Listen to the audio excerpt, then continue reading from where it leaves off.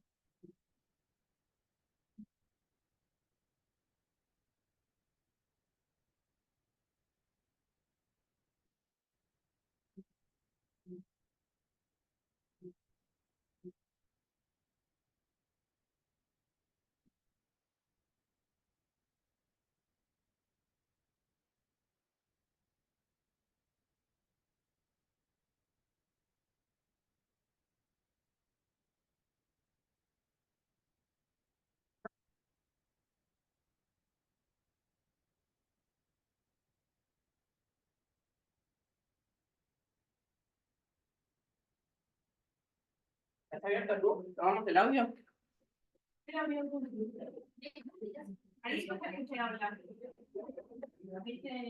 Hola, hola, hola. Ah, sí.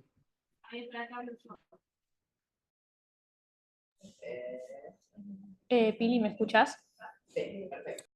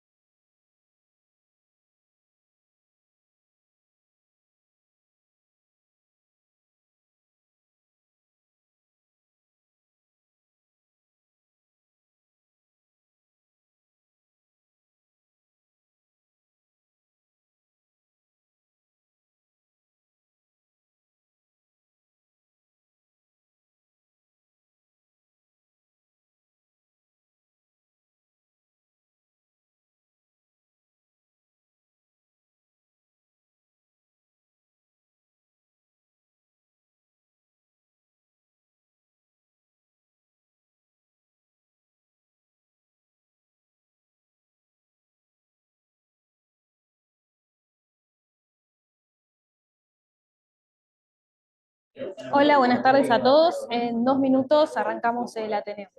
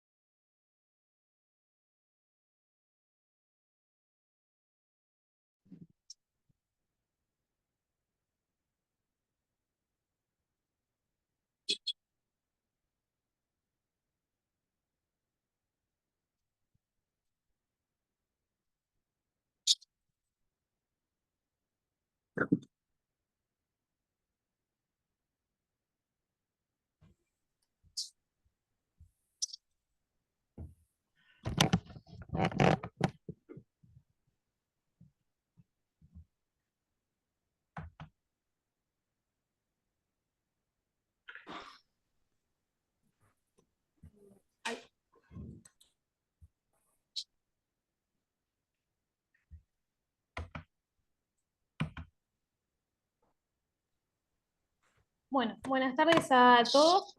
Yo soy Lucía Sarmiento, soy alumna de tercer año de la carrera de especialización de Medicina Familiar y hoy les voy a presentar mi Ateneo final. Entonces, les cuento sobre el primer encuentro en donde conozco a la siguiente paciente el 4 de enero del 2023, yo estando en mis primeros meses de segundo año de la carrera de especialización. Susana es una paciente de 74 años, viene acompañada por su hija Mariana y refiere que viene a hacerse un control periódico de salud y también a hacerse un estudio de lo que ella refiere como anemia. Su último control de salud había sido en 2019, que tenía un neurólogo y un clínico de cabecera, y desde la pandemia no había vuelto a realizar sus controles. Como antecedentes personales, tiene diagnóstico de hipertensión, dislipemia, hipotiroidismo que ella refiere de Hashimoto, deterioro cognitivo leve y una depresión que me cuenta que se la habían diagnosticado 8 meses previos a esta consulta, que está en seguimiento con un psiquiatra de otra institución. Como medicación habitual, toma medio comprimido por día de enalapril de 10 miligramos e hidroclorotiazida de 25 miligramos, levotiroxina de 75 microgramos por día de lunes a lunes, rosuvastatina de 10 miligramos y utiliza un antidepresivo, pero ni ella ni la hija me saben referir cuál es ni qué dosis utiliza. Durante el interrogatorio de la medicación habitual me doy cuenta que tanto de la rosuvastatina como de la levotiroxina había una inadecuada toma, no se acordaba realmente qué días la tomaba y qué días no. Niega cualquier alergia. Como antecedente familiar, tenía un padre hipertenso que falleció a los 68 años por un infarto, una madre con hipertensión también que falleció a los 70 años de cáncer colorectal y una hija con hipotiroidismo. Respecto al uso de sustancias, ella en ese momento era tabaquista activa de 55 paquetes por año, que según las etapas de Proyasca se encuentra en una etapa de precontemplación porque no tenía intención de dejar de fumar en los próximos 6 meses, negaba uso de alcohol o de alguna otra sustancia, y tenía las 2 dosis de vacuna antineumocócica que debía tener. Su última dosis antigripal había sido en 2022 y 5 dosis de la vacuna para COVID. Después de hacer esta parte del interrogatorio, en vez de seguir con las otras esferas que nosotros solemos preguntar e indagar en el control periódico de salud, voy a preguntar sobre la historia de enfermedad actual de anemia que ella venía a contar. Me refiere que hace 6 meses no tiene apetito, está más cansada que lo habitual, no tiene energías y no siente ganas para nada, y esto es algo que tanto ella como la hija refieren, que está todo el día en la cama, solo se levanta para ir al baño, prender la tele cuando sí. Perdón, hola. Andrea. No, pero un segundo. Me escuchan, perdón, me perdí un segundo y llegué 2 minutos tarde. ¿Cómo sabe que tiene anemia la señora? Ahora es lo que yo le estoy empezando a preguntar ahora. Es lo que voy a contar ahora. Refiere que está con anorexia, astenia y adinamia de 6 meses de evolución. Refiere también pérdida de peso no intencional de aproximadamente 7 kilos en 4 meses.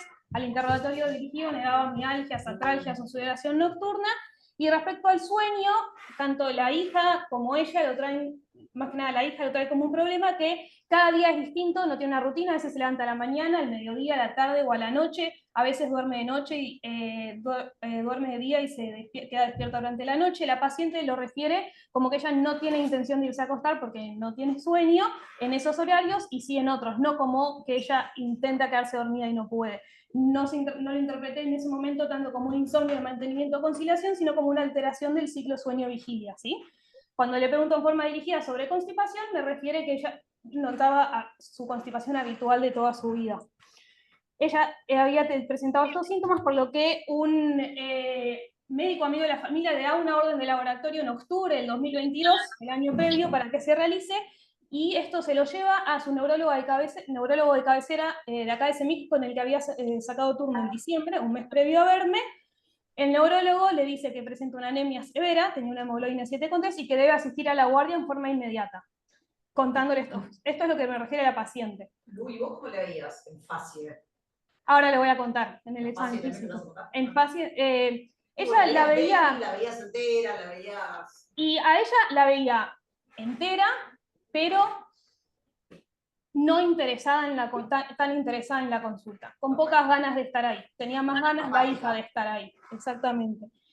No asistió en ese momento en forma inmediata a neurología, como le dijo la familia. El neurólogo asistió, la familia la llevó 4 días después, y como vamos a ver ahora en los estudios, en la guardia está evolucionado que le realizaron una resonancia del sistema nervioso central porque le refirieron esto que dormía durante el día, lo interpretaron como una somnolencia, estaba sin particularidades agudas, un poco de leucoariadiosis para la edad, y un laboratorio con una anemia severa, le hicieron una transfusión de una unidad de glóbulos rojos y le dijeron que realizara un control clínico ambulatorio.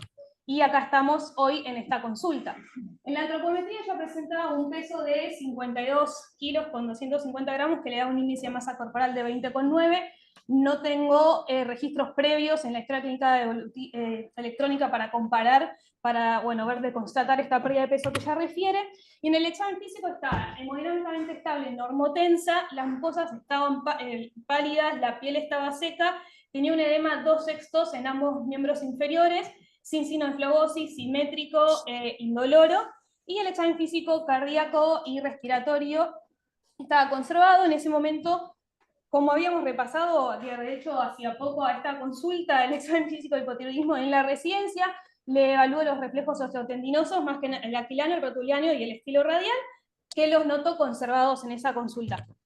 Y me trae, este estudio es el que se realizó en octubre del 2022, ¿sí? Como 4 meses previos a la transfusión de unidad de glóbulos rojos, es el que vio el neurólogo.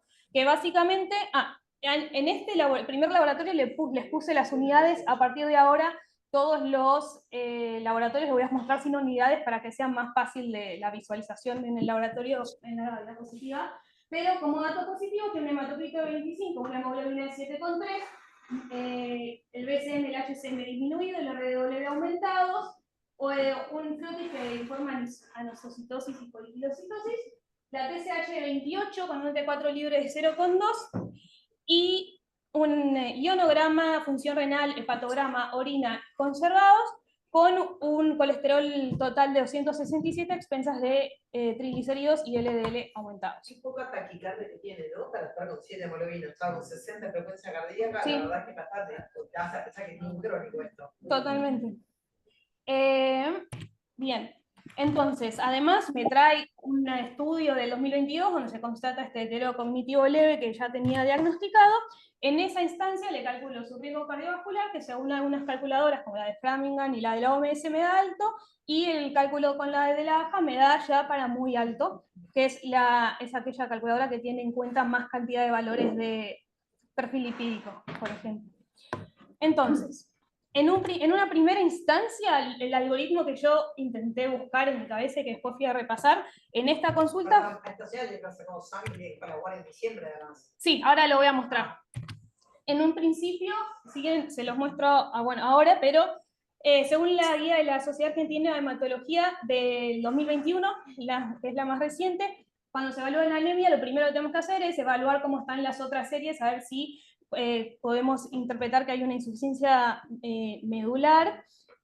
No era el caso de esta paciente, vimos que las plaquetas y los glóbulos blancos estaban normales. Después vemos el BCM, el HCM y el RW o ADE, sus siglas en castellano, esta anemia, por la que vimos, era microcítica hipocrómica, con un RW aumentado, que nos tiene que hacer pensar en una anemia ferropénica o sideroblástica, y por prevalencia consideramos que la más probable en esta paciente es que sea ferropénica. Siempre hay que acordarnos, viendo todo el algoritmo, que el déficit de hierro no siempre va a generar un BCM disminuido. Tenemos 3 etapas de las anemias ferropénicas.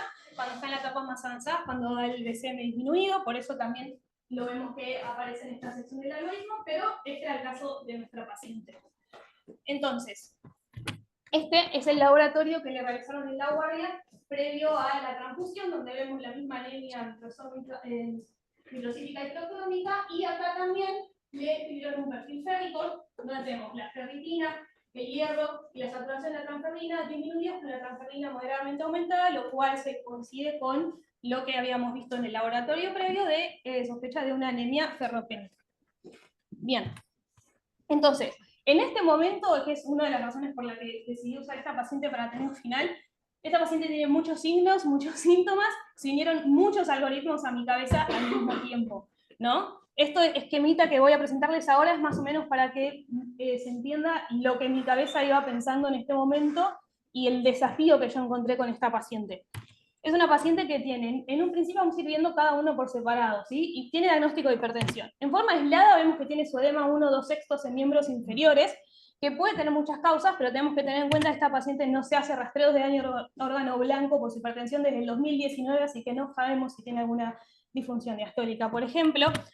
Y como van a ver, yo voy a ir marcando, fui poniendo en verde en la diapositiva todo lo que, los signos o signos que yo pensaba que también podían ser causantes de todos los demás cuyos algoritmos se venían a mi cabeza, ¿sí? Hipertensión y rastreo daño órgano blanco. Una TSH de 28 con una paciente que refiere que tiene hipotiroidismo de Hashimoto, nosotros no lo tenemos constatado, no tenía ningún laboratorio previo a CanSemic, tiene palidez de piel y mucosa que se condice con la anemia ferropénica que presenta, tiene un deterioro cognitivo leve y una alteración del ciclo sueño-vigilia. Esta alteración puede estar relacionada con la depresión que ella viene tratando desde hace 8 meses, también puede estar relacionada con su hipertiroidismo mal controlado. Presenta una dislipemia también, que puede ser primaria por su propio factor de riesgo cardiovascular, esa ya tenía el diagnóstico, y puede estar descompensada por un inadecuado tratamiento, como puede estar descompensada secundaria del hipertiroidismo mal controlado. Por eso volvemos a subrayar la TSH. Sí. Es la paciente que estaba indicada 75 microgramos de levotiroxina por día, pero tiene muy mala adherencia a la medicación. Además ella refiere, nos refiere la dinamia, la anorexia y la astenia. Ah, perdón. ¿Alguien habló? Que vos te bajo primero.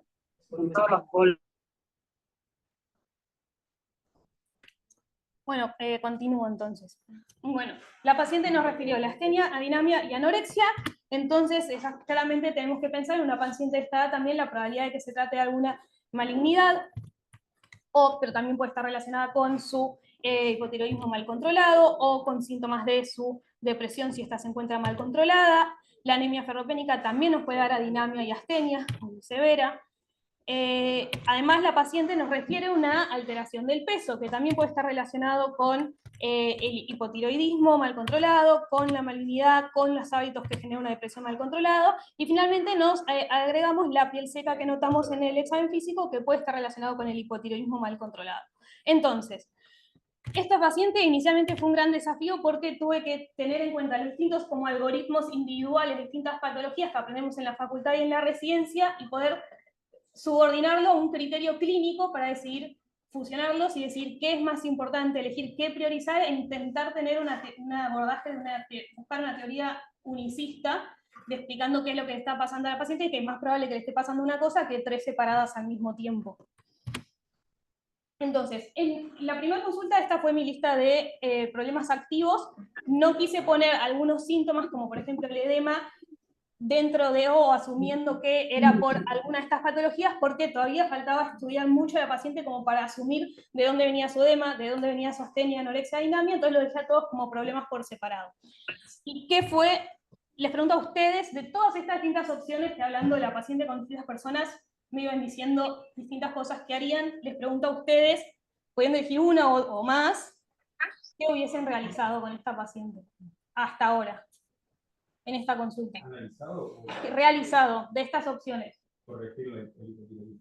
Claro, pero ¿cómo? O sea, ¿qué hubieses hecho de estos estudios / intervenciones que están puestos acá? Le aumento la dosis de levo. La E. Acá Yo dicen creo que le que- aumentarían la hola. dosis de levotiroxina. Doctor Ustarán, ¿usted dijo algo? Sí, la E, el aumento de levotiroxina, primero. Le aumentan la levotiroxina. Bien, ahí el Sí, doctor... tenemos el tema de la técnica de la toma, ¿no? O sea, cómo nos aseguramos de que la paciente tome completamente la dosis diariamente y si no podemos modificarlo en pos de que sea más fácil para ella en base a su supuesto deterioro cognitivo y falta de comprensión, digamos, de las pautas, ¿no? Y en todo caso, tratar de hacer intervención con la familia. Perfecto. Bueno, acá el doctor Alberino habla sobre cuál sería el objetivo de aumentar la dosis de la levotiroxina si no sabemos bien, si podemos constatar que una mala adherencia de la paciente a ella. ¿Lo de la mala toma lo refiere ella o lo refiere la hija? O sea, ¿con quién vive la señora? Bueno, ahí va un poco cómo fue mi abordaje. Tenemos muchos problemas activos. Respecto a su control periódico de salud, muy representativo del tipo de pacientes que veo yo. Pero respecto a su control periódico de salud, claramente en esta consulta se enfoca más a lo que son sus problemas más con potencial riesgo, ¿sí? Respecto a su hipertensión, en esta consulta está bien controlada, quedan pendientes completar sus rastreos de daño de órgano blanco, porque por ahora solo teníamos la función renal actualizada. Por un lado, respecto al hipotiroidismo, le solicito un nuevo laboratorio con la TSH y T4 libre, porque la que tenemos es de octubre del 2022 y estamos en enero del 2023. Persiste con los síntomas, pero no podemos asumir todavía cuál es la etiología de sus síntomas. Donde agrego Pensé que los era anticuerpos- reciente. ¿Cómo? Pensé que era reciente. Claro, no, es reciente, que se hizo en la guardia previo a la transfusión, donde solo fue de hemograma y perfil férrico. Ok. Y le pido los anticuerpos para constatar de hecho que se trata de un hipotiroidismo de Hashimoto, como refiere la paciente. ¿Yo puedo decirte algo? Sí, Estoy de acuerdo o sea, no tengo nada que decir. Es un comentario de corrección de lo la antiperoxidasa y la antitiroglobulina. sí. Uno tiende a pedirlas en conjunto. El costo de las mismas, yo no te lo sé decir ahora actualizado en este momento, pero es carísima cada una de las dos. En realidad, para el Hashimoto, Con es el ATPO, ATPO lo que vos sí. necesitas. Sí, Tanto sí. es así que OSDE en algunas circunstancias, te digo OSDE como diciendo el mejor de los pagadores, no te deja que pidas las dos. Te dice, si vos estás poniendo que tenés una Hashimoto, es solamente antiperoxidasa, no puedes pedir las dos. Bien. Es ir a buscar la antiperoxidasa que es para confirmar. Esto es si vos quisieras, porque mi pregunta en realidad más fundamental es, ¿qué estás buscando con pedir los anticuerpos? Si vos ya sabés que la paciente es hipotiroidea, y te da lo mismo si es Hashimoto o no Hashimoto, a los fines prácticos es una señora hipotiroidea hace muchos años que lo que tiene es, o no le alcanza la dosis, o tiene un cáncer si querés, o todos los otros diagnósticos que vos pensás, o lo que tiene es que dentro del hipotiroidismo tiene una mala adherencia terapéutica o una submedicación de la dosis que necesita, porque me parece que con el dibujito que vos hiciste justifica bastante todos los síntomas que tiene, o muchos de ellos. Entonces, en realidad no sé para qué pedir el anti-TPO, yo sí estoy de acuerdo en repetir la TSH, básicamente para ver los resultados patológicos se confirman, pero el anti-TPO y la antitiroglobulina me parece que no te cambian, y si igual quisieras, con el anti-TPO te alcanza, ¿no? Sí, en realidad, sí, yo hoy en día ya no pido la antitiroglobulina porque tampoco si no está no me va a descartar el diagnóstico, digamos, no me va a cambiar mi conducta. La ATPO, la verdad es que no confiaba, quería asegurarme que el hipotiroidismo fuese primario por una paciente en la que me sentí, como por decir, sobrepasada por la cantidad de signos y síntomas en la consulta, y en ese momento, en ese estrés, por decirlo, le agregué la antitiroglobulina también. Ok, y hoy pensarías que a lo mejor no hace falta. Claro. Si visto, no, digo, Sí, en realidad, no me hubiese cambiado con con claramente hipotiroidea, además de pone otra cosa, te comparto esto de pensar en forma unicista, tenés una causa por la cual puede estar hipotiroidea y una es porque no haya estado bien medicada y la otra porque no toma bien la medicación. La medicación que se tomaba en ayunas en la mañana, andás a ver lo que hace la señora. Me parece que tenés, lo contemplaste y lo estás teniendo en cuenta, todo eso está impecable. Y a lo mejor no es necesario pedirle más, si sobre todo no ya menos recursos. Hoy el tema ya no tiene más recursos de nada, así que. Totalmente. Lu, Bueno, y para Lu, su ¿me anemia escuchás? ferropénica, ¿O no se escucha? yo en ese momento tuve... Ah, perdón, ¿alguien más habló? Sí, Mel, ¿cómo estás? Hola, Mel. ¿Me escuchás? Porque acá Sí, en la sí, se isla no escucha, se me escuchan. escucha. Ah, genial. No, una observación con respecto, por ejemplo, a mi enfoque. A mí me parece que el ecocardiograma capaz sí era bastante relevante en esta situación clínica porque también es como que te engloba varias cosas. Y como todo lo que es turnos, etcétera, tarda, quizás me parece que era relevante con un riesgo cardiovascular tan alto, más un montón de síntomas más edema de miembros inferiores, astenia, la hipertensión, que también te sirve para controlar la hipertensión, es como que creo que podrías haber abordado varias cosas haciendo el laboratorio y me parece que el ecocardiograma podría haber sido relevante en una primera consulta, como para que vaya procesando, o sea, también esto del tema de facilitar los tiempos, teniendo en cuenta que no solamente a veces la relevancia es clínica, sino también la gestión de los turnos y de los pacientes en conseguir y Claro. que vos tengas Sí, sí, ciertos para resultados. aprovechar Perfectamente el también con contacto. periodismo, ¿eh? Yo no, la verdad es que el ecocardiograma sí, yo no asumí que fuese a hacer un edema por un daño de órgano blanco cardíaco, porque no le veía otros síntomas que me hagan pensar eso. Se lo terminamos haciendo alrededor de 2 meses después. Ahora vamos a ver. Ok, Donde ok. estaba la PI conservada, solo tenía una disfunción diastólica leve. Nada A más. ver, Ok. ¿cuál era el argumento de pedir el eco, Melanie? Que vos decías, ella sí, evaluar el avance de la No, hipertensión. sí, no, porque digamos, es una paciente que ya no que digamos, tenía una anemia severa, que digamos, tenía edema de miembros inferiores, un riesgo cardiovascular alto, Por eso, una pero ¿qué hipertensión esperabas, como, qué esperabas yo escuché todo eso, pero ¿qué esperabas encontrar en la eco que te aclarara sí, algunas otras cosas?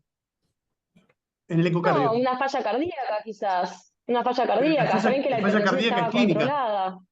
No, bueno, pero la ocultó, supongo Sí, que es. Y vio que estaban los parámetros de la respiración y la frecuencia cardíaca normal, me parece. sí, Yo eso sí creo que la estaba normal, insuficiencia sí, cardíaca se descarta clínicamente, no con el eco, en esta está bien, paciente. sí, sí, Yo sí, creo sí, que sí, el ecocardio lo puedes pedir en una segunda instancia, o no tengas ganas, de instancias no es lo mismo, pero digo, me parece que en este momento la ciudad no está con una insuficiencia cardíaca descompensada y Claro. un daño de órgano blanco en este momento no, no te no, pega, la ciudad está con 30 de hematocrito, Ujú, o sea, tampoco es severísima, y tiene muchas cosas que todas juntas se pueden explicar con hipotiroidismo que se puede explicar porque la ciudad no toma la medicación. ujú. Decía que el ecocardio sí, para sí, daño de órgano blanco, hipertrofia, ventrículo izquierdo, podrá ser, está con la hipertensión con la TA controlada, me parece que no los apura. Si querés, pues pedirle muchas sí, cosas juntas, puede ser, también pedirle muchas cosas juntas, hace que no la veas tan pronto a la acelera, porque el laboratorio lo tenés en 2 días y el ecocardio lo tenés dentro de un mes. Y allá te está apura bien, un poco más sacarla de su depresión en la que está, mejorando la función tiroidea. sí, totalmente. A ella, a su laboratorio, bueno, fui a las guías tanto de UpToDate como de las que ya mostré de la Sociedad Argentina de Hematología para elegir qué dosis de hierro darle y decidí indicarle hierro elemental 100 miligramos por día. Dejo este icono de atención porque es algo que después decidí cambiar, que es algo que considero que me equivoqué y que ahora haría distinto. Una de las cosas que me equivoqué que vamos a ir viendo. Así que después lo menciono. En este laboratorio que le pedí para traer dentro de una semana, vuelvo a pedir ahora post-transfusión el hemograma, todos los parámetros de anemia, de estudio de anemia iniciales en laboratorio, que ahora vamos a ver cuáles son cuando los traiga, y también los reticulocitos para evaluar el pico reticulicitario en respuesta adecuada a hierro una semana después del tratamiento de la anemia ferropénica. Además, a ella le tocaba dentro de pocos meses repetir su BCC, y si esta anemia ferropénica no es por su hipotiroidismo, mal controlado y es por alguna otra causa, el sistema donde más frecuentemente se encuentra la causa es en el sistema digestivo, así que le indiqué que ya está sacando turno para hacerse una BCC y una veda. A ver, ¿por qué? Porque en la endoscopía alta también podríamos ver otras causas intestinales que se deben abordar en el estudio de anemia, como son una úlcera, infección por Helicobacter pylori, entre otras, e incluso inflamación crónica que genera una mala absorción de levotiroxina, que también es un síndrome que podría explicar los síntomas de esta paciente. Respecto a los otros síntomas que están acá enumerados hasta el punto 9, consideré que su primer abordaje era hacer este estudio respecto y tratamiento de la anemia y el hipotiroidismo mal controlado. Hablé de la importancia, le expliqué tanto a la hija y a la madre cómo se debe tomar la levotiroxina y refuerzo la importancia de por qué es importante tomarla. Ya queda acordado que en la próxima consulta del sobreturno en una semana vamos a hablar respecto a cuál es el contexto de la paciente y por qué no la está tomando. Los otros puntos no se abordan, excepto el último, que el cálculo de riesgo cardiovascular en esta paciente me daba alto o muy alto, tratándose de una paciente que está con rosuvastatina de 10 miligramos de dosis moderada, y si yo la considero riesgo muy alto, debería aumentarle la dosis. Sin embargo, en concordancia con lo que dice la Sociedad Argentina de Lípidos en su última guía del 2019, cuando yo tengo una dislipemia tengo que evaluar primero si la dislipemia en sí, o al menos su descompensación, no es secundaria a otra etiología, y debo tratar esa etiología antes de hacer un cálculo de riesgo cardiovascular que me determine la dosis. Por lo tanto, yo decidí mantener esa dosis moderada y no hacer modificaciones hasta controlar el punto 3, que es el del hipotiroidismo. Bien. Entonces, esto es lo que tuvimos hasta ahora con la paciente. El primer encuentro, que nos refiere que previamente había recibido la transfusión de una unidad de glóbulos rojos, le damos una orden para hacerse un laboratorio y que vuelva en una semana, ¿no? Con sobreturno. Esta es cuando viene la consulta por sobreturno, una semana después. Refiere que la paciente dice que sí estuvo tomando el hierro casi todos los días, pero que empezó con algunas molestias abdominales y mayor constipación a la habitual, y su hija Mariana fue, no se acordaba si 2 o 3 veces a la casa y le dio la levotiroxina. Pero refiere que no son días fijos en los que va y que no es algo que ella puede mantener a largo plazo, ir a la casa de su madre 3 veces por semana a asegurarse de tomar la levotiroxina. Y los otros días, ni siquiera es que Susana se acordaba que no la había tomado. No estaba segura. Habían realizado el laboratorio y habían sacado turno con gastro. Acá es donde yo leí más... ¿La señora vive sola? Eso es lo que habíamos quedado en ver en esta consulta. Como que su primer abordaje lo tuve que dividir en 2 consultas, la segunda de sobreturno de la semana, porque eran muchas cosas para abarcar. Sus hábitos ya lo habíamos hablado, tiene su astenia y su adinamia y su anorexia de 6 meses de evolución, tiene su constipación habitual y la alteración del ciclo sueño-vigilia. Esta es la paciente, ¿sí? Su familigrama. Ella vive con su marido Mario, ¿sí? De 78 años, tuvieron 4 hijos, uno falleció a los 28 años en un accidente de auto, tiene una hija de 39 años que también tiene hipotiroidismo y consumo problemático de sustancias. La hija de 43 años es Mariana, la que la acompaña en la consulta, y su hijo es Miguel, de 48 años, que está en pareja con alguien de la misma edad y tienen 2 hijos adolescentes, que una tiene trastorno del espectro autista. Y los padres de Susana, que ya habíamos dicho que habíamos contado sus antecedentes y que habían fallecido. Ahora, ¿cómo son los vínculos en esta familia? Bueno, ese es el tema. Por un lado, Susana está muy distanciada de Mario, su marido, ¿sí? Dice que viven en la misma casa, duermen en cuartos separados, cada uno hace lo suyo, no hablan en todo el día y nadie se ocupa del otro. Cada uno hace su vida, según lo refirió ella. Además, con su hija de 39 años que tiene el consumo problemático de sustancias, tanto Mariana como Susana cuentan que cortó vínculo con toda la familia, no tiene vínculo con ninguno de sus hermanos ni con sus padres. Y Mariana, la hija que la trae las consultas, tiene una relación conflictiva con Miguel, porque desde que Miguel formó su propia familia se desentendió, según ella dice, de sus padres, entonces Mariana es la única que se ocupa. Este es el contexto de la paciente, ¿sí? Que no se acuerda si toma bien su medicación o no. Acá están sus antecedentes ginecológicos, que no hay ninguno de relevancia para mencionar, solo negaba cualquier tipo de metrorragia de la posmenopausia.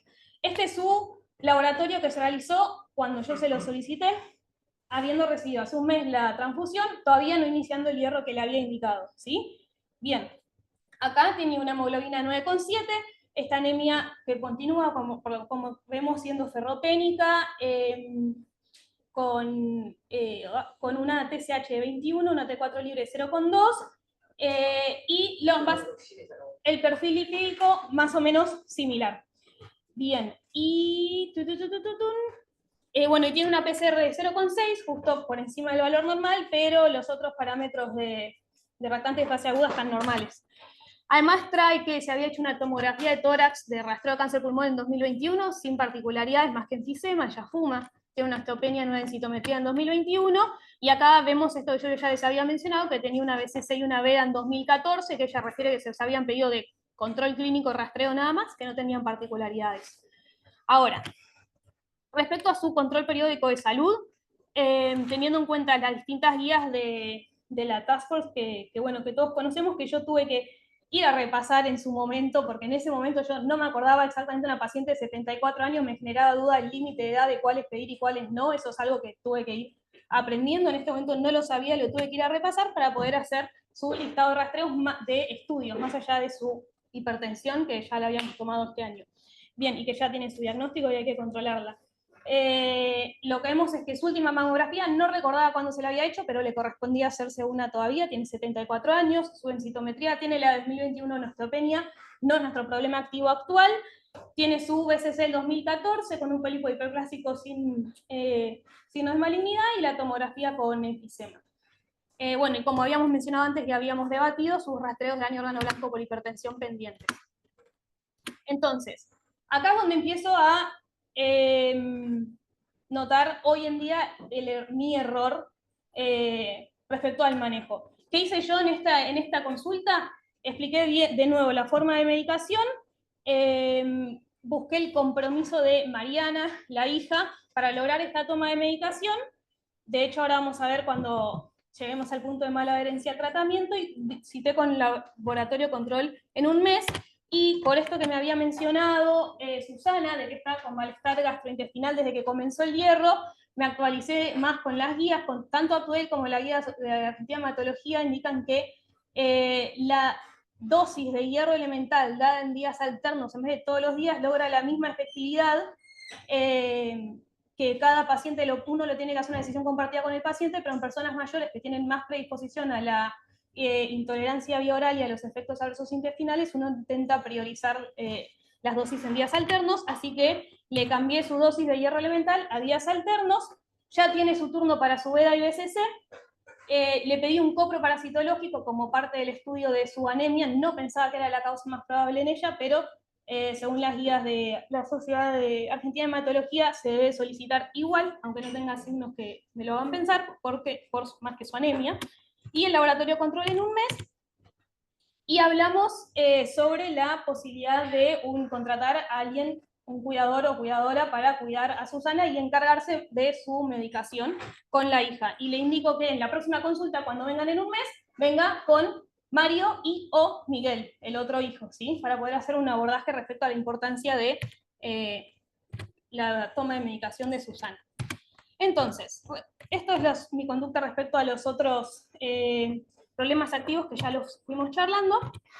Entonces, yo le dije un nuevo laboratorio, que continúe con la medicación y que venga a la siguiente consulta. Entonces, en la siguiente consulta, que viene también por sobreturno, me refiere, básicamente los síntomas siguen siendo lo mismos, el hierro lo está tomando, pero en cualquier horario, a pesar de que yo les había indicado esto de la importancia de mantener separados la toma de levotiroxina y del hierro, porque puede interactuar con la absorción de la levotiroxina, pero la realidad es que Susana lo estaba tomando en cualquier horario, pero decía que se está acordando de tomarlo porque se había hecho un papelito donde se lo iba marcando. No sé por qué hacía eso con el hierro y no con la levotiroxina, pero no lo hacía con la levotiroxina. Seguíamos lo mismo, la hija hacía esfuerzos para ir 2 o 3 veces por semana a darle la levotiroxina, pero el resto de los días no sabíamos si la estaba tomando bien. Había hecho coproparasitológico que dio negativo, todavía no hizo la VEDA y BCC porque tiene turno. Y no vino Miguel a la consulta, la hija no había hablado con Miguel respecto a la posibilidad de un cuidador, y Mario, el marido de Susana, que vive con ella pero con quien no tiene mucha relación, además había estado necesitando múltiples llamados a ambulancia, y de eso se estaba encargando también Mariana, que estaba un poco sobrepasada. Este es el nuevo laboratorio que trae, y les pregunto a ustedes qué hubiesen hecho, viendo que persiste una hemoglobina de 9,6, persiste la TSH alterada, persiste el déficit de hierro. ¿Cuánto está tomando de levotiroxina? Ella tiene la dosis indicada, que es acorde a su peso, un poco menos de 75. Su dosis acorde a su peso en ese momento era de 80 más o menos por día. Tiene 75 días, pero bueno, su mala adherencia. La dosis de levotiroxina estaba a veces por semana. No daba diferentes días, la dosis. Bueno, a eso es a lo que voy con lo que sigue. Mi gran error acá fue decir, bueno, ya te vas a hacer, tenés el turno para la VEDA y la BCC, hagamos eso y después vemos, mientras contratá un cuidador y mejorá la toma de levotiroxina, ¿sí? Digamos, confié. Yo creo que se tiene que hacer Sí. cuando dice control con el mismo plan, no en la BCC y la VEDA. Ella ya tiene turno para VEDA y BCC. Porque Ella, sí. yo creo que hay que hacerla. Es una señora que todavía es difícil que adhiera. No tomar, yo invito acá, son todos jóvenes, los invito a que tomen el líquido del BCC para que vean la onda que es tomar el líquido del BCC, para ver lo difícil que es la adherencia con la vida, como para, digamos, la señora viene claramente mejor, no sé por qué está castigando tanto. No. O sea, en menos de un mes y Sí, el medio, laboratorio. tiene 34 de Y porque mandopito. claramente antes no tomaba la levotiroxina, ahora al menos la está tomando 3 veces por día y está tomando hierro. Bueno, pero, o sea, Perdón, digo, 3 veces por semana. todo diría en inglés. Claro, 2 a 3 veces por semana. La Bueno, y señora está bien. de alguna forma está o tomando mucho mejor el hierro, o comiendo mejor, o tomando mejor la nutrición, pero está 10 veces mejor que como estaba un mes y medio atrás. Un mes y medio pasó. Sí, que tenía la TSH Digamos, si de tuviera un 21. cáncer de colon que está sangrando, no estaría mejorando de 25 el primer hematocrito, Claro. 21 a 34 hematocrito en 2 meses. Bueno, en ese momento. Otra pregunta. Sí, doctor. Justamente. Sí, José, puede ser. Escúchame, vos dijiste que le dijiste que contrate un cuidador. ¿Eso lo negociaste con ella, lo negociaste con la hija? ¿Hay algún acuerdo? ¿Lo hablaste una sola vez o le diste una Sí, indicación? con las dos, con la hija y con Susana. Con la hija Mariana, que es la única que venía a las consultas, y Susana. O sea, digamos, Susana está de acuerdo ¿Quién y es Susana, Mariana la paciente? también. Simplemente no ejecutaban el plan después, cuando se retiraban de la consulta. Y claro, porque es un cambio enorme en plata y en esfuerzo y Totalmente. en meter a una persona ahí. Me parece más fácil poner que compren ese cosito con los días y ponen las pastillas día por día para saber si la tomó o no la tomó. Y la puede controlar No, la es que hija. hacen, eso ya lo venían haciendo desde un inicio. Lo que pasa es que Susana quiere ¿Quién es organizar Susana? su propia ¿Quién es medicación Susana? y ¿La paciente? Susana es la paciente. Ok, Quiere la paciente. eso es algo que ellos ya habían hecho antes de conocerme. Vinieron contándome y Susana diciéndome, no, pero yo me quiero encargar de mi propia medicación, así que yo la saco y me la ordeno yo después. Digamos, Ok. era un contexto complicado. Sí, habitual te diría, más que complicado. Y bueno, en este momento yo le indiqué que continúe con, que se haga la Vega IBCC y que vuelva. Y que la paciente pasaron, que sería nuestra cuarta consulta, pasaron 2 meses y no volvió a aparecer. Yo veo Sí, en la no. historia clínica que se hizo la veda IBCC, donde tenía una veda toda dentro de características normales, y en la IBCC se había estripado un solo adenoma tubular pequeño de bajo grado, sin ninguna justificación de su anemia separada del hipotiroidismo. Entonces me comunico por teléfono, yo tenía el WhatsApp de la hija Mariana, me cuenta que Mario, el marido, está internado en unidad coronaria acá en CEMIC, y de hecho me piden que vaya a verlo. De hecho fui a verlo, hablé con los residentes de clínica de cardiología que estaban en su momento en unidad coronaria para que me contaran el caso, y con la aprobación de los cardiólogos fui a hablar con, Mario no, porque Mario estaba inconsciente, pero fui a hablar con la hija Mariana, que estaba ahí acompañando a Mario, para explicarle de una forma que ellos entendieran qué es lo que estaba pasando, hice bastante escucha activa, y bueno, aproveché y le recordé que Susana tenía que volver a sus controles, y le dejé una orden de laboratorio. Vos das a entender que la hija no tenía mucha idea porque no le habían avisado en coronaria, o no tenían un interlocutor válido ahí, o sí. No, yo debo entender que la hija era, era bastante en la internación demandante, y estaba con un cuadro ansiógeno bastante importante, y eso hacía que, por la situación de su papá, lógicamente, y eso hacía que le dificultara un poco la comprensión a ella. Pero sí le habían explicado. De hecho, cuando fui, los residentes estaban contentos de que yo también había ido, pero me dijeron a ver si a vos te escucha, digamos. Porque bueno, la paciente estaba atravesando el duelo de la circunstancia de su papá, y su estado anímico, tal vez, digamos, Mariana, la hija, le estaba afectando su capacidad de comprensión, o estaba un poco en negación de lo que estaba pasando. Claro. Yo me entero, antes de que vengan a otra consulta, que Mario falleció acá en unidad coronaria, me avisan los residentes. Y bueno, vuelve a la siguiente consulta. Sigue con los mismos síntomas. Ella refiere que la anorexia estaba en mejoría, refiere la astenia de Navia estaba en mejoría, pero desde hace más o menos un mes, que había sido lo de Mario, habían empeorado de nuevo. Sigue con muy mala adhesión a la medicación por todo lo que pasó. La hija ya no puede ir 2 o 3 veces a la casa. No hay una mejora de la alteración del ritmo sueño-vigilia. La paciente cuando hablo sobre el ánimo, pareciera estar causando un duelo que en un inicio no parece no patológico, no tiene desesperanza, no tiene ninguna ideación, sí está melancólica, ella dice que se esperaba que lo que iba a pasar. Y Miguel, el otro hijo, apareció y decidió empezar a pagarle una psicóloga en domicilio semanal a su mamá, así que esa la estaba ayudando a transitar su duelo, pero igual no vino a la consulta que yo les había pedido que vengan. Entonces, frente a esta situación donde la paciente seguía con el mismo examen físico, había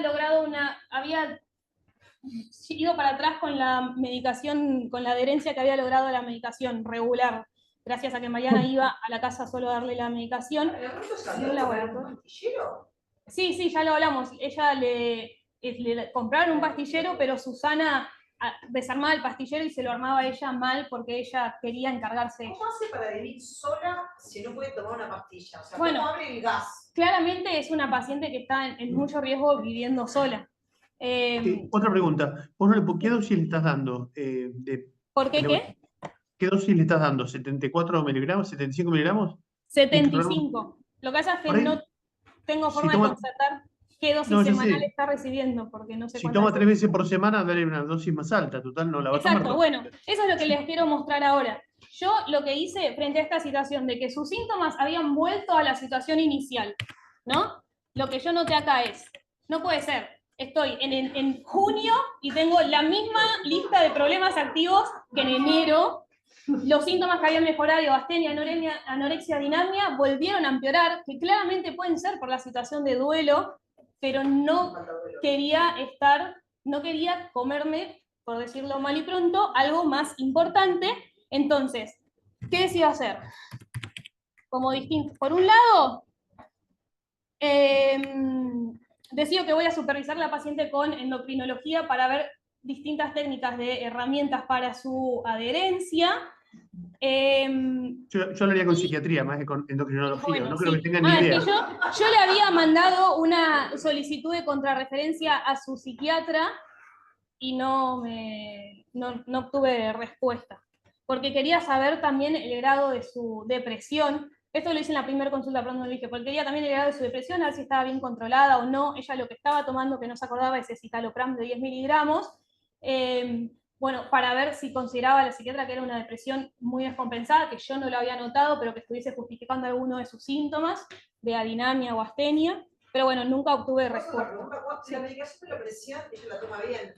Sí, ella dice que la toma bien porque lo tiene incorporado, dice que lo toma hace años, esa muy pequeña dosis. Al lado de la pastillita de la presión. Es que ella desordena el orden que le ponen. Claro, pero porque ella no me acuerdo qué color de pastilla, pero ella sabe que la pastillita amarilla la toma.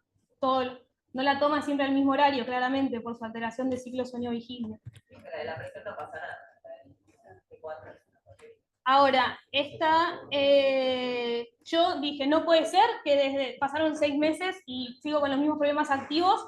Yo quería hacer una prueba terapéutica adecuando la dosis de levotiroxina y viendo si mejoraban los síntomas y quedarme tranquilo con que no es una malignidad, pero en ese momento, esto claramente es a criterio clínico de cada uno, no digo qué es lo que está bien, pero yo en ese momento quise asegurarme que la paciente no estuviese con una malignidad que yo no estoy pudiendo ver porque no estoy pudiendo hacer esta prueba terapéutica, así que la ingresé en la unidad de diagnóstico rápido de CEMIC, como pueden ver acá, que no sé si se ve, donde básicamente hice un resumen de la paciente y indicaba que como a ella le corresponde por su rastreo de cáncer de pulmón, más allá de sus problemas activos, hacerse una nueva tomografía de pulmón, ¿por qué no aprovechamos con UDR para hacerlo más rápido, para hacer una tomografía más amplia y con contraste para evaluar, para descartar la probabilidad de malignidad, que era lo que yo no había aún descartado del todo y que quería descartar, por así decirlo, viendo una adecuada respuesta a buena adherencia a levotiroxina. Pero como no pude hacer una buena adherencia a levotiroxina,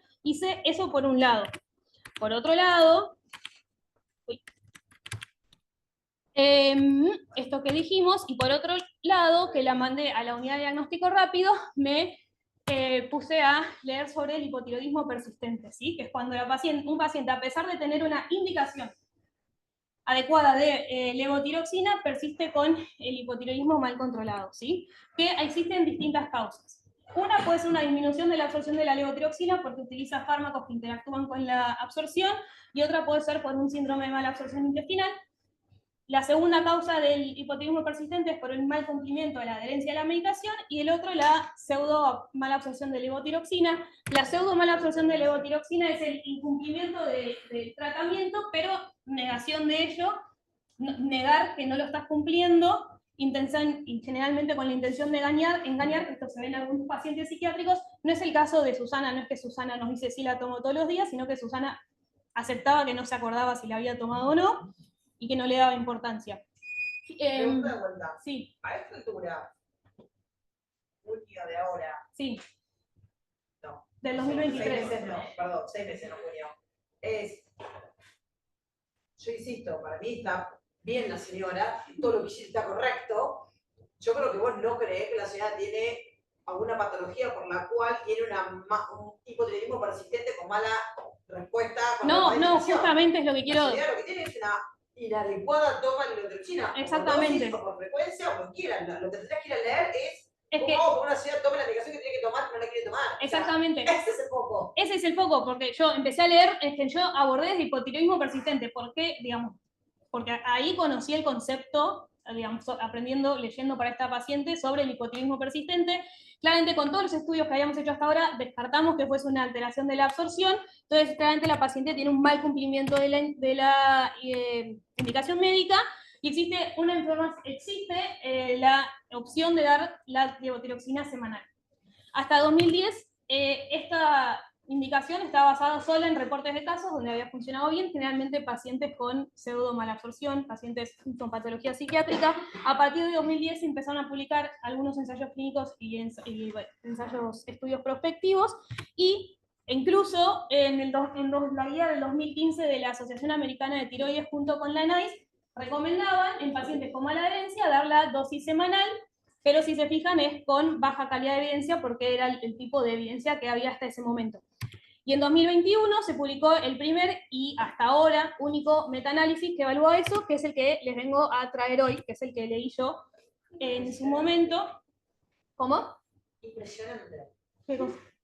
Impresionante lo que estás por mostrar. Sí. Levotiroxina semanal. Semanal, es tremendo. ¿Miligramos de levotiroxina a la señora? Es un estudio publicado en 2021 por la Federación Asiática de Sociedades de Endocrinología, que buscaba, digamos, se justificaba por esto, esta necesidad de buscar una mejor evidencia para esta opción de levotiroxina semanal, que hasta ahora había algunos casos prospectivos y algunos ensayos clínicos chicos, dado que la dosis, la vida media de levotiroxina es aproximadamente 7 días y es la primera línea de tratamiento del hipotiroidismo. El objetivo era determinar la eficacia y la seguridad del tratamiento con levotiroxina en forma semanal en adultos, y se realizó una revisión sistemática con metaanálisis. Lo que vemos con este diagrama de flujo es que se realizó una búsqueda en distintas bases de datos entre 1997 a 2021, se evaluaron los estudios que se encontraron con las guías Prisma y se evaluaron los riesgos de los estudios con las herramientas de Cochrane. Como ven, se terminaron eligiendo,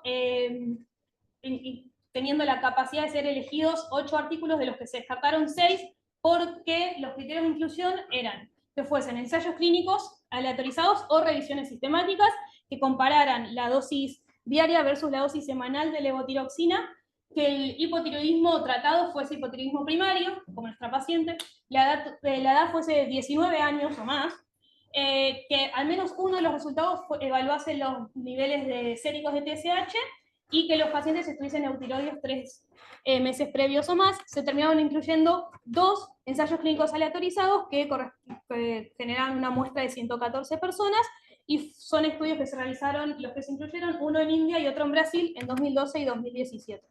Como vemos acá, básicamente, los 2 estudios incluidos hicieron lo mismo. En el grupo de intervención vieron de las semana 0 a la semana 6 una dosis semanal, y de las 6 a la 12 una dosis diaria, es decir, que ven que el tiempo de duración es de 12 semanas. Y en el grupo control o comparación, al revés, de las 0 a las 6 diaria y de las 6 a las 12 semanal. Estos fueron datos crudos que se obtuvieron y después con un modelo de efectos aleatorios se calculó estadísticamente cuáles serían los cambios previstos para TSH más a largo plazo. Como ya dije, fueron 114 participantes, sin embargo, la edad media de los dos estudios incluidos no era muy parecida a nuestros pacientes, era de 35 y 42 años. Como resultado primario se valoran los niveles de TSH séricos y la diferencia entre la dosis semanal y diaria, y como secundarios los efectos adversos y síntomas de hipotiroidismo percibidos por el paciente. Entonces, esto que les quiero mostrar también es la evaluación que se hizo del riesgo de sesgo de los dos ensayos incluidos, que claramente el que predomina y está en los dos es el sesgo por falta de ciego, que en este caso, por otros estudios que hemos visto en la residencia, podrían haberlo buscado, dando pastillas placebo las otras semanas.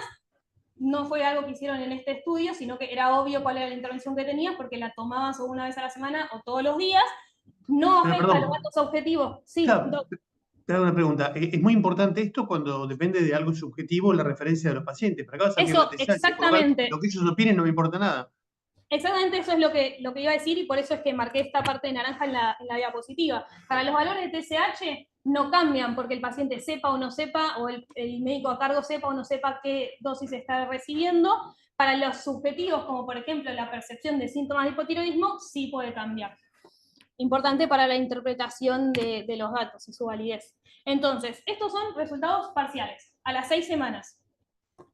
Vemos que a las 6 semanas, en azul se marca lo que fueron para los dos estudios y el total, la media de dosis de TSH, está en azul, donde vemos la media,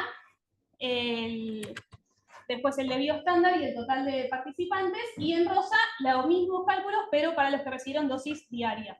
Y lo que vemos marcado en naranja es que el total de diferencia media es de 1.78. ¿Qué significa? Que con la dosis semanal los niveles de TSH eran 1.78 microunidades internacionales por decilitro de TSH, mayores que si daba una dosis diaria, con un intervalo de confianza de 95, generando un rango que va de 1.28 a 2.28, que es lo que vemos acá en el rombo negro del forest plot. Acordémonos que el punto de corte para decir si es estadísticamente significativo o no en las medias es de 0, no es de 1, así que vemos que en el resultado, en el total, no cruza el 0, es estadísticamente significativo. Sí vemos que del primer estudio, con el intervalo de confianza, se genera un rango que sí cruza el 0, sin embargo, tenemos que tener en cuenta que ese es el estudio que tuvo muy pocos participantes, 8 más 6, 14 participantes, ¿sí? Por lo tanto, claramente un intervalo de confianza va a generar un rango más grande. Podemos basarnos más en el segundo estudio y en el total, que tiene una muestra mayor. La heterogeneidad fue de 0%, eso igual es algo que se tiene que tomar con pinzas cuando estamos hablando de un metaanálisis que solo evaluó 2 estudios, y la P fue estadísticamente significativa. Siempre lo que me parece importante destacar es que a pesar de que hubo una diferencia significativa entre los valores de TSH de 1.2 entre darlo semanal y diario, semanal y diario siempre igual se encontraban dentro del rango de TSH normal, que es lo que a nosotros nos interesa en la práctica, ¿sí? Y lo mismo vemos que pasaba cuando lo veíamos al final de la obtención de datos, creo que es a las 12 semanas, ¿sí? La diferencia de 1.22, cuyo rango va de 0,7 a 1, no cruza el 0, ¿sí? Como vemos acá en el forest plot más abajo. Pasa lo mismo con el intervalo de confianza, que tiene un rango muy amplio de primer estudio por la baja muestra. La heterogeneidad también es de 0 y la P también es significativa. Y aunque hay una diferencia de 1.2, siempre los resultados, sea con TSH de T4 en diario o semanal, siempre la TSH está dentro del rango normal. Y como... Perdón, sí. efectos colaterales o adversos Bueno, por la levotiraxina semanal. Eso es una de las cosas que se evaluó como secundario, como resultados secundarios. 2 cosas se evaluaron: efectos adversos y los síntomas clínicos de hipotiroidismo, que se evaluaron por la HCS, por sus siglas en inglés, de esta escala de síntomas de hipotiroidismo que era autorreportada por los pacientes, genera un puntaje, de cada grupo se hizo una media del puntaje y su desvío estándar. Eso respecto a la percepción de síntomas, uno de los resultados secundarios. Lo que es a destacar de esto es que en uno de los estudios el puntaje de síntomas, de percepción de síntomas de hipotiroidismo, como si estuviesen mal controlado, por ejemplo, fue igual, tanto si recibía dosis diaria como dosis semanal, y si vemos los rangos de intervalo de confianza, se superpone, es decir, no hay una diferencia estadísticamente significativa. Y en el segundo estudio, donde se evaluó separado del grupo 1 de las 0 a las 6 semanas y después de las 6 a las 12 semanas, pasa lo mismo. No hay una diferencia significativa. Sin embargo, igual en el segundo estudio, sepamos que este resultado no fue con una P estadísticamente significativa, para tener en cuenta, ¿sí?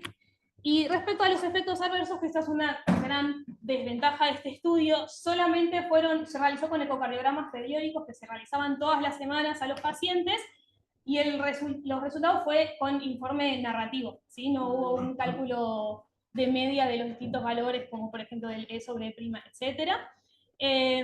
Con el informe narrativo se observó que no había una diferencia significativa entre ninguno de los dos grupos, tampoco. Grandes limitaciones de este estudio: solo se incluyeron dos ensayos clínicos, solo 114 individuos, y duró 12 semanas, por más de que con el modelo de efectos aleatorios se calculó lo que se preveía que iba a suceder, pero no. Sin embargo, tiene ciertas ventajas, como que fue muy detallado en las estrategias de búsqueda que utilizó, eso hizo que se excluyeran bastantes estudios, seguido por las guías Prisma. Los individuos incluidos eran todos con hipotiroidismo primario como nuestra paciente, y uno de los estudios incluidos de los dos era de un país de Latinoamérica, que también lo hace, al menos lo acerca un poco más a que sea extrapolable a nuestra población. Claramente es un metaanálisis que tiene ventajas y desventajas, pero eso no significa que no lo podemos tomar, digamos, es el único metaanálisis que existe sobre esta nueva herramienta que conocemos, y simplemente hay que saber aplicarlo con sus fortalezas y debilidades a nuestra práctica. Entonces, como conclusiones del estudio, claramente, como ven en la última conclusión, es que necesitamos más estudios para generar mejor evidencia al respecto. Pero lo que vemos en estos resultados es que la levotiroxina semanal resultó, respecto a la diaria, generar unos niveles de TSH un poco más altos, pero siempre en ambos grupos dentro del rango normal, y que los pacientes incluidos no experimentaron una diferencia en el puntaje de síntomas de hipotiroidismo o una diferencia en efectos adversos cardíacos, ¿sí? Siempre con las limitaciones que estuvimos viendo. ¿Cómo me sirve esto para llevarlo a la práctica? Se demuestra con este nivel de evidencia esta utilidad de una nueva estrategia, la levotiroxina semanal, para tenerlo en cuenta en los contextos donde tenemos recursos o situaciones sociales, psicosociales del paciente limitados, teniendo en cuenta que hay veces donde uno no puede dejarse estar con el hipotiroidismo mal controlado por los riesgos físicos que eso conlleva. Por lo tanto, la levotiroxina semanal podría servir para pacientes con mala herencia, o incluso para pacientes que por alguna razón física, por ejemplo, no la pueden digamos, se complica administrar la medicación vía oral todos los días. No en todos los países está disponible la versión en gel o líquida, que está en algunos países. Y por más que tiene sus limitaciones, aporta, me parece de una forma importante, a la por ahora escasa literatura científica que existe sobre este tema y esta nueva herramienta.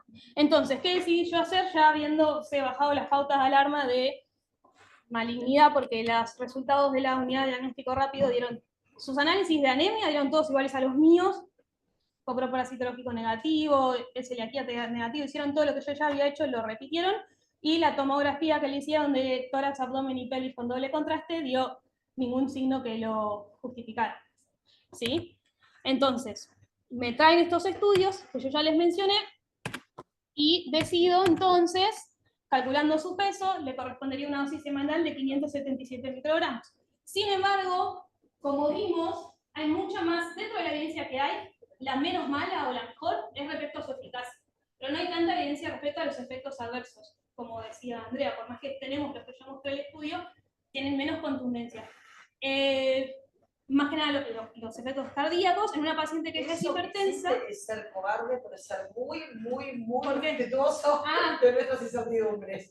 Bueno, sí. Yo les he dicho lo mismo, me hubiese dado miedo, Exacto. pero por solamente miedo, porque no, hablé 600 miligramos, me muero muerta, y 300 más. Por eso le dividí la dosis en una forma bisemanal. Y ahora sí, Mariana y Miguel, porque ahora Miguel, ¿se acuerdan que Miguel, el otro hijo, había empezado a participar y conseguirle psicología y eso a la paciente? Se dividieron, cada uno tenía un día fijo donde iba 12 horas aproximadamente a la casa, y ese día, esos son los 2 días que iba a recibir la levotiroxina. Y estoy medio justa de tiempos, pero les quiero contar que acá la paciente recibió, la vi, cuando uno da la levotiroxina semanal tiene que hacer controles cada 4 semanas, no cada 8 semanas. La vi 3 sobreturnos seguidos, divididos por 4 semanas cada uno, donde íbamos presentando... Esos controles que son cada 4 o 8 semanas es para de laboratorio la dosis y adecuada, no es para toda la vida. No, ahora. Hasta que encontrar la dosis. Exactamente. Con los que presentaba ya desde el primer momento, acá donde ven que es en la 6ª consulta le inicié la dosis semanal, o digo 2 por semana, ya del primer sobreturno, 4 semanas después, empezaba a mostrar mejoría de algunos de los síntomas, como mejoría de la astenia y la dinamia. Había empezado a comer 2 veces al día, era cantidad pequeña, seguía con su alteración del ciclo sueño-vigilia. Las mucosas ya se veían normocoloreadas y traía un laboratorio con una TSH de 10. ¿Sí? Ya estamos mejor. El HCM ya estaba mejorando, la hemoglobina de 10,4. Les muestro el siguiente sobreturno al mes. Ya está cumpliendo adecuadamente la toma. Contrataron una cuidadora que va 2 veces por semana, así que ahora tiene 4 días en que está acompañada. Susana. Está empezando, yo también le di pautas de higiene del sueño, ahora que estaba con la cuidadora y los hijos, para que intentara aplicar eso también, para sumar como coadyuvante a su mejora de la alteración del ciclo de sueño-vigilia. Estaba mejorando de a poco, fue una de las cosas que más le costó, pero notaba mejoría, y de hecho ahora las comidas las estaba empezando a disfrutar, que creo que también estaba bueno porque impactaba positivamente en su ánimo. Para este momento ya había terminado de transitar su duelo, la verdad que bastante bien. Su antropometría pesaba ahora en esta consulta 53 kilos 200, 1,5 kilos más que antes. El examen físico, fíjense que ya no tenía edema de miembros inferiores, lo digo así porque a mí me puso muy contenta. Solo persistía su piel seca, ya está mejorando mucho más su laboratorio, como pueden ver. La hemoglobina 11,5 está ahí. La TSH 7,4, la ferritina, los depósitos le faltaba un poco más. Y les muestro el último control, en donde, el último control después de esto, yo la vi 1000 veces más, pero les quería contar esta parte de la historia de Susana, en donde ya se siente con más energía, estaba volviendo a hacer los deberes de la casa, todavía no la había empezado en ese momento, pero tenía ganas de volver a ver una vez por semana, juntarse con amigas, que ella se juntaba a tomar el té en un centro cerca de su casa, que había dejado de ir por la pandemia. Con la dosis bisemanal. Sí. Sigue con la dosis bisemanal. Como se dice, ya está mucho más contenida por su familia, está haciendo fijo las 2 comidas por día, a veces suma la merienda, y ya está con un sueño mucho más controlado. Sigue cumpliendo muy a rajatabla las pautas de higiene del sueño, la cuidadora y la familia, eso es la verdad que muy bueno de parte de ellas, y estaba logrando ahora sí. Dormía, a veces tenía un despertar nocturno, no más que eso, dormía de noche, pero lo consideraba reparador, y habían ellos sacado turno con un endocrinólogo también que faltaba. Trae un nuevo laboratorio, y miren este laboratorio re lindo que no tiene nada colorado, como vemos ya tiene la anemia corregida, la TSH dentro del límite, el perfil tiroideo dentro de límites normales, ningún retante de fase aguda elevado, y el perfil lipídico tiene un colesterol total de 188, y todos los valores dentro del rango del objetivo esperado para ella. Por lo tanto, ahí recalculé su riesgo cardiovascular, y ya su riesgo cardiovascular me daba o intermedio o alto, pero ya ninguna calculadora me daba alto, por lo tanto, de su estatina ya no hacía falta, digamos, nunca hizo falta aumentar la dosis por encontrarse un endocrinólogo. Ella se fue a ver el endocrinólogo porque o alguien que sabe cómo estás haciendo esta cosa tan rara. No, yo le hice igual una nota, sí, claramente. ¿Que demos levotiroxina 2 veces por semana? Porque está raro para mí, pero para mí era raro, yo no lo sabía, está alucinante, pero se me copa aprender cosas nuevas. Yo tampoco. No hice con el endocrinólogo. No, yo no la mandé, ella sacó turno, fue igual 2 meses después, y cuando fue, yo le mandé la nota, ese sí me respondió una contrarreferencia, que es de otra institución, no lo conozco, pero que le decidía reiniciarle, como ahora estaba con personas 5 veces a la semana, que le reiniciaba de lunes a viernes, porque según refería él se encontraba ya con hipotiroidismo y anemia todo controlado. Así que ya, digamos, y para que sepan, yo a Susana la seguí viendo mucho más, después de esto ya pudimos abordar mejor sus rastreos, explicarle qué significa osteopenia que ya tenía, toda consejería antitápica, todas cosas que no había podido hacer por toda esta circunstancia aguda, pero bueno, la sigo viendo hasta el día de hoy, pero hoy les quería contar esta parte de la historia de Susana, y bueno, todos los desafíos que implicaron para mí esta paciente, que más allá de verme en el desafío de aprender y profundizar más sobre temas académicos, anemia, hipotiroidismo persistente, los síntomas B, sospecha de malignidad, dosis, frecuencia de fármacos, de hierro, de levotiroxina. Me puso en el desafío de desarrollar, que claramente lo tengo que seguir haciendo, el criterio clínico de decir, bueno, cómo estos conceptos académicos los llevo a la práctica, elegir priorizar, saber manejar los tiempos de la consulta, porque fueron muchas consultas y las mayorías en sobreturno, porque si no, no venían. Y lo que más me impactó a mí esta paciente es que me puso en el lugar de tener que comprender bien y darle más importancia al impacto del contexto de la paciente en su adherencia, en su salud, y tener en cuenta este contexto a la hora de decidir qué indicaciones dar. Y bueno, y eso de que trabajar con la familia, como sabemos en medicina familiar, trabajar con un paciente es trabajar con todo su contexto, en este caso su familia. Así que bueno, muchas gracias por escucharme. No sé si tienen alguna pregunta, después les dejé acá la bibliografía. Una sola cosa, yo una vez un paciente que tenía problema de olvido, lo que le sugerí es que las 3 pastillas que tenía que tomar, las pegara con cinta de pintor en el espejo de su baño. En este caso la levotiroxina funciona bárbaro, porque como te importa que lo tomes a la semana, el cuidador puede pegar las 3 pastillas y contar con que vuelva la semana que viene, ya esas pastillas no estén. Y sabe cuánto tomar. No la había pensado. Acá el doctor De Simoni cuenta otra estrategia que él usó en un paciente donde el cuidador iba una vez por semana y le pegaba con cinta scotch en el espejo todas las dosis de levotiroxina, y simplemente cuando volvía a la semana se fijaba cuántas había tomado y cuántas no el paciente para calcular la dosis semanal que estaba utilizando. Otra estrategia que usó otro de nuestros médicos. Se tomó la semana. Buenísima la idea, me encantó. Muy bueno, ahí lo dije en el micrófono para que todos lo tengamos. Sí. No, Luli, yo te felicito por la capacidad que tuviste para moldarte a la paciente, la plasticidad que tuviste para la cantidad de problemas activos que tenía, que los editaste, me parece muy bien. Quedó el duelo que lo tenías presente, pero no estaba en el listado, pero se notaba que lo tenías presente. Es que lo puse, pero en el mismo nivel que la de... Además, hiciste algo que no todos los profesionales hacen, o sea, por ahí en nuestra práctica es común porque lo tenemos como algo parte del interrogatorio, pero no todos lo hacen y a los pacientes les llama la atención, que es involucrarte con la dimensión familiar y personal y emocional del paciente, que hace también a los problemas de salud, sí, al acompañamiento. Que hayas ido a la UCO, que te hayas involucrado, que te hayas explicado la patología del marido que te falleció, que no lo hayas descartado, que lo hayas acompañado a la paciente, eso también es importante y hay que rescatarlo. Pero también tu criterio, cómo vos te involucraste, buscaste los algoritmos, buscaste el tratamiento y al fin de cuentas llegó a un puerto de la señal. Lo que está su paciente superior, la devolución que se acaba de hacer paciente superior. No, bueno.